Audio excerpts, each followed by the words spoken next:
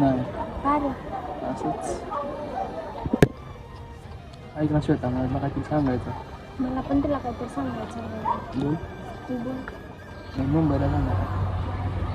बरं, ठीक आहे. काय यांचं मी जातो, मला भेटत आहे. बरं, ठीक आहे.